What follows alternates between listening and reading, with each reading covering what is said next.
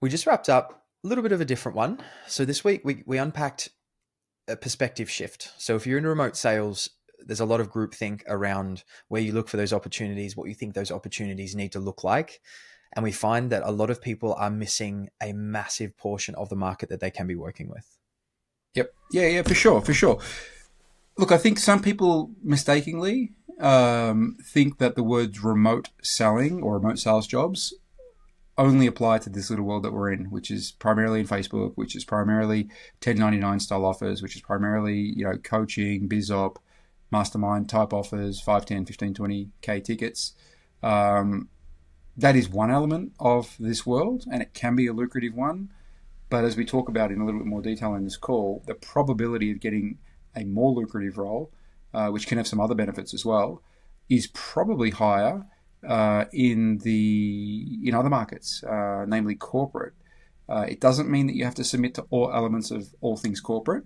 There can be some middle ground. There can be some hybrid, crossover with your skill set, mindset, energy with the corporate ecosystem and environment. I think that's quite a nice sweet spot, which we elaborate on a little bit.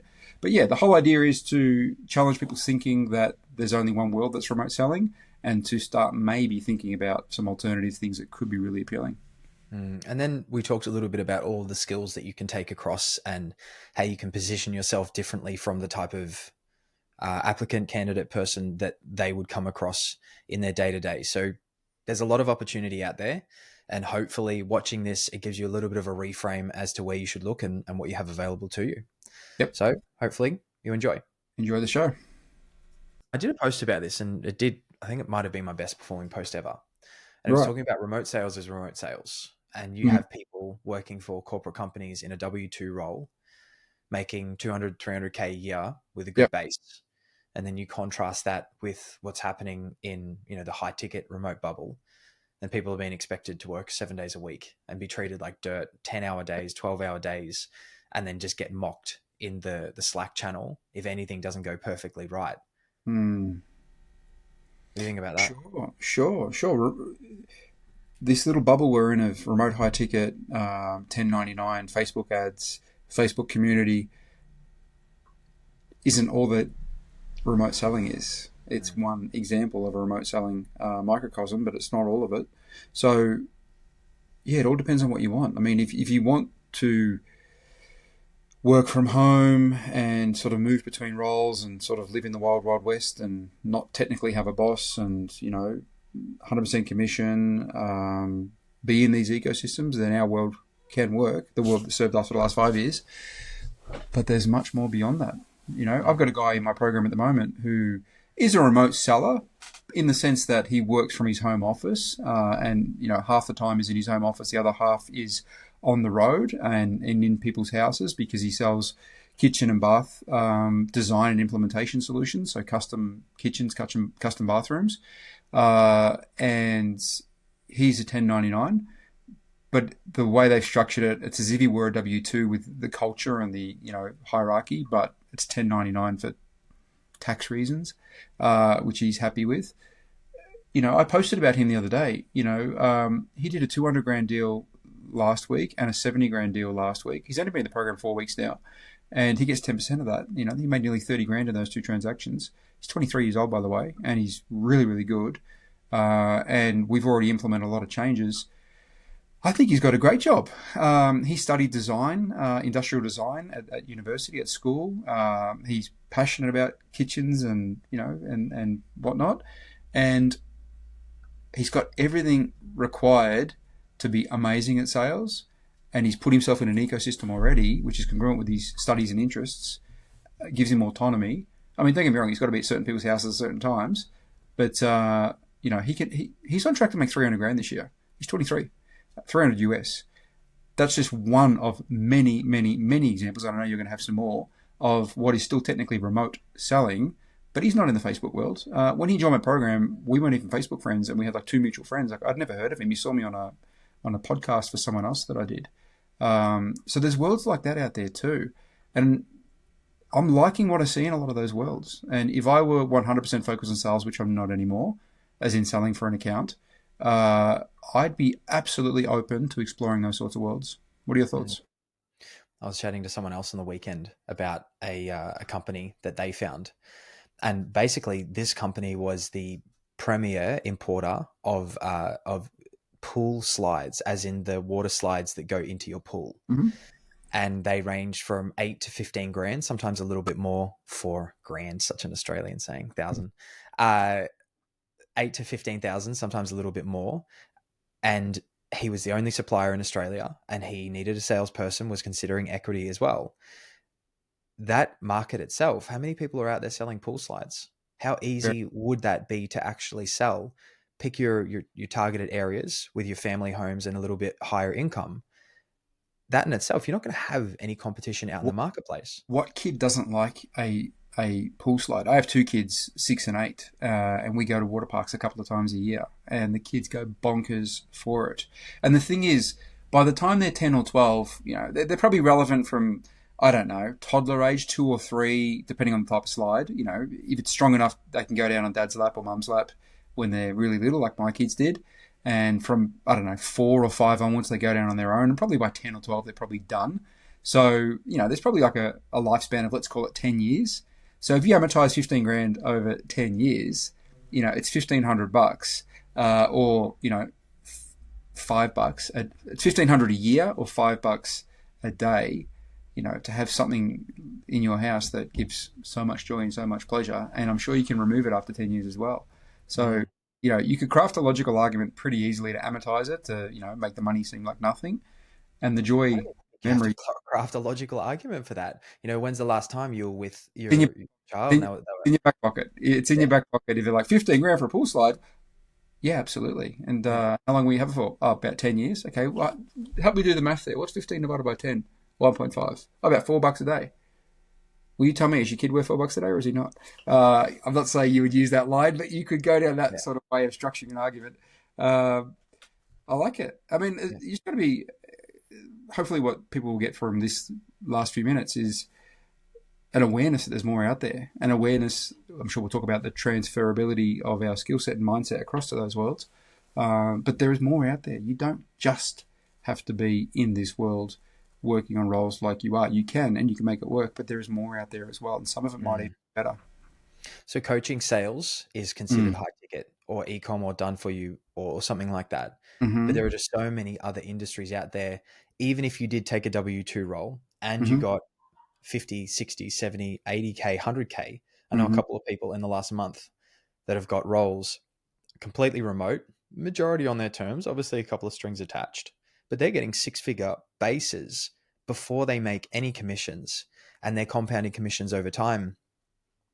Why would, and this is the thing that everybody gets caught in. This is the groupthink of this kind of remote sales bubble, is that Mm. you have to go through all of that. Like, yes, sure, you need an offer where you can learn, but now I look at what some people are going through and how much trouble they're having. If Mm. you take that kind of tenacity and you were to go to any kind of corporate company, instead of them putting you to work for maybe 1,000 to 2,000 a month, Mm-hmm. they're going to give you a base of 30 to 40K. And if Mm-hmm. you bring that same tenacity, work ethic, and you stay there for a year, one, then you're going to be able to have a much better pick of the kind of offers you would go towards.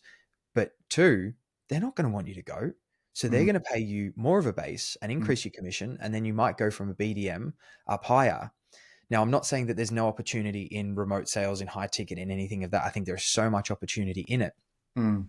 But getting stuck in this path of, you know, high ticket is the only remote sales, there is a massive world Yeah. out there, and Yeah. you've just got to open up to it. Yeah, I think that's the key take home. The remote high ticket world that most of us are in doesn't have exclusivity on the concept of remote selling. So A, be aware of that, and then B, maybe go and have a look around in that world, and if it appeals, create the right sort of strategy to start exploring it and transitioning over to it. And if it doesn't work, well, there's other places you can go. But a lot of people are not even aware of it in the first place, and they should be. Yeah. Yeah. And even then, if you were to take those skills across to any kind of corporate company or W-2 role, they're Mm. not used to people being able to pull things apart and understand the full process, the full prospect journey.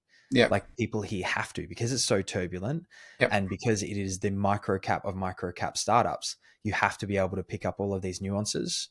Whereas you'll be competing against people uh, that maybe they've been career corporate people. Sure. Maybe they've never really done anything other than show Sure. up to work, do their 9 till 5, have a Yep. 2 hour lunch break. You just stand out so differently. Yeah. Yeah. 100%. I mean, especially if you spent a couple of years in our world in here and done reasonably well. I'm not saying you've necessarily gone into 40K a month territory, but maybe you send it into 15 or 20K a month type territory, invested in relevant coaching and applied it and made it work, got a reasonable understanding, if not a great understanding, of how the whole machine comes together with marketing and lead generation and branding and fulfillment and even maybe some account type stuff. You can see the way the whole machine comes together. And if you were entirely or majority of that time, commission only, and even better if there were some full stack periods or outbound periods within that, as opposed to just an inbound closer, Mm. bringing that skill set, bringing that mindset, bringing that comfort factor across into, you are moving more into a corporate world if you go over to the sort of roles we're talking about. If the vast majority of your competition being people that are there now or were there before you, or sort of industry standard, haven't come through a world like that, they've come from, typical sort of corporate background, you'll be able to differentiate yourself so hard on so many different metrics that, it will be pretty much impossible not to be noticed because of the outcomes that, you're getting, and the situations you're creating and the way you're handling yourself in talks with the higher ups and all those sorts of things, which means you can be, really fast tracked to separate yourself from said competition. Your earnings can potentially go, crazy. There's a lot of potential upside there if it appeals to you. Mm. I was anti-corporate, as you know, for a good period of time, Yeah. particularly after I left. And now I've realized the reason I was anti-corporate is because I was a commodity. I was not as good as, or nowhere near as good as I am now. And I didn't have the ability or the skills to be able to negotiate my terms. Whereas Yeah. now I speak to corporate companies relatively regularly, not for seeking employment or anything like that. People just find me, connect with me, and want to have conversations about potentially working with them. And I will always say no, because employee life, it's not for me. I've kind of gone past that by a fair way. Um, but now I can negotiate the majority of the time the terms that I want. Now, that's not for me to win, you have to lose. But if I were to go to a company that wanted me to work with them, I would be able to say no huddles. I would be able to say no check-ins. You're not going to be watching what I'm doing. I'm Yep. here for a service. And I would probably still go commission only, Yep. unless they were prepared to give a very juicy base with no strings attached, which is almost unheard of. Yep. But you're in the position to negotiate what you want. Obviously, it has to be a win-win. Sure. They can't lose, because if they Sure. lose, no one wins. Sure. Sure. But it's just a different game. Sure. What most corporate people who haven't got the mindset that you're referring to, that you now have, that you didn't, and I once didn't have it either.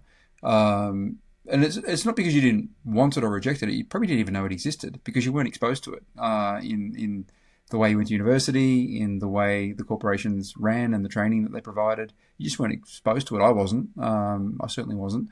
But where I'm going with that is, you can probably now present these situations, like the things that you don't want or you're not prepared to do, or rejection of their premise, in a way that they don't lose face, they're not humiliated by your rejection, and you're able to craft it in a way that appeals to their self-interest and potentially makes it easy, and again, non-face losing, to accept it. The win-win, as you said. So you can create and negotiate much better outcomes, which a lot of people can't if they haven't done the sort of training and work that the good people have done in our world. So this word will eternally serve us. I agree. Like I too had a rejection of all things corporate, but if I really think about it, I was rejecting a lot of the past version of myself.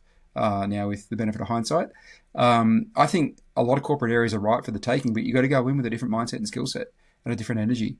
But you've got to be careful that you don't, this is probably a podcast in itself where I'm going to go with this. You got to be careful that you don't create too many enemies and rub too many people the wrong way, and you don't necessarily, display all of your a little bit Machiavellian, not necessarily displaying all of your true intent. It doesn't mean you're going to be dishonest or a bad person. You just keep some of your cards close to your chest because it won't serve you to do the opposite. That's probably a podcast in its own right. But I think you can make corporate world work, bringing over the skill set and mindset, and people should absolutely be open to it and pursue it. And they still keep the freedom of perhaps location independence, working from home, if not all the time, the vast majority of the time, but potentially tap into a lot better organized institution and potentially a lot higher earnings as well. Mm. I think the probability of you earning a decent amount, as in 20K plus per month. So if you look at the percentage of people in the high ticket bubble that consistently make 20K per month, what would you say it is? What would be your best guess? 5%? it's low. Would it be It's 5%? despite what all of the marketing tells you. Yeah. I know the majority of the people that are doing it, and percentage wise for the number of people that are in high ticket per se, it's low. But then I see people in the corporate world that would just be completely blown away by even the mediocre people that I see earning and they're fighting for 5 to 7K per month. And some of these guys are doing 180 base, which is not rare if you're half decent in corporate, or even some of these fractional managers, they're working across 3, 4, 5 companies at once, trying to get their 20 to 25K per month. If you're that good and run that many teams, you're going to be looking at a starting of about 250 in a decent corporate company that's profitable. Now, obviously don't go for a not profit or something that doesn't make much money. But the figures over there are crazy because good talent is very, very hard to find. And when they find it, they reward it. Whereas in high ticket, good talent is somehow pressed down, or you're called a pussy or a snowflake or a house cat or something like that, if you don't want to do all of the things that are incongruent with what you want to do. It's different. It's different. Yep. No, I totally agree. I think, what's your observations of more than 20K a month, 20 US that is, in our little bubble? Like, do you think 5% would be representative of, or is that too high or is that too low? What do you? I'd be less than 1%. You think we're less than 1%? You're earning more than 20K as a sales pro, not an offer owner, not a sales manager, in this remote high ticket world is 1% territory. I think it's going to be 0.2 to 0.5%. Wow. It's very low. I know a few people that are doing it consistently, but if you look at the size of the industry and the number of people that are chasing that, it just doesn't happen. Yeah, wow. I didn't realize. I mean, I didn't think it'd be that low. I'm not saying you're wrong. You definitely could be right. I was going to be generous and say 5%, but How many people do you know that are making consistently 20K per month? That's a good question. Question without notice. Do you know what? It might only be about 15 or 20. But I don't proclaim to know everybody nor what they're earning, of course. But to answer your question, probably 15 or 20. That I would say confidently, consistently earn more than 20K US per month, and they're commission guys. It's not some sort of base or retainer or whatnot. What about you? That's 30 Australian for our Australian viewers. Yeah. It would be about that. It'd be about that, and then if you kind of extrapolate that out over, say the 7,000 or 8,000 people I have following me across Facebook and LinkedIn. It's not that high. Now, it's not to say, and 20K is a lot of money. Yeah. 15K, a good percentage more. But what I'm trying to get at is if your one goal is income and your goal number 2 is autonomy, and you want that 20K per month consistently, just don't get stuck in that. I have to get it through high ticket. Remote sales is remote sales. Yeah, absolutely. But going back to the guy I mentioned at the start of the call, he gets 3 leads sent to him per day, and they're somewhat vetted. Don't get me wrong. We're actually starting to work on pre-call clarification, setting of expectations, preconditioning. But so what's that? He gets he works 6 days a week, so he gets 18 leads sent to him per week, which book appointments in his house. The majority of them are worth visiting and speaking to. So, and there's not really no shows either because he goes to their house. So of the 18 he gets, he probably visits 16 or 17 of those. There'll always be 1 or 2 late cancellations or no shows. But probably You 12 can't of them. really no show at your own house, can you? Well, I haven't asked him about this, so I'm going to make an assumption. I would assume one or two fall through each week for whatever reason. But let's say 12 of those 18 are worth visiting. And that doesn't mean he gets 12 sales, but they're worth at least having the conversation and meeting with them. And the idea is if you can turn, which is what we're working towards, 2 or 3 of those per week into a sale. Each one represents 20, 30 grand. This can become a 30, 40 grand a week account for this guy. Mm-hmm. He's 23. Unreal. That's $1 million a year. Same. Roughly. Yep. It's actually more than that. So I don't know of many high ticket options out there, including my own. I don't make $1 million in commission from Peter yet. There's some really great opportunity out there. People should be open to it for sure. Yeah.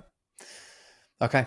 Well, let's wrap it up. This is a good one. A little bit of a different angle on things, but I will see you next week. See you then. Good call.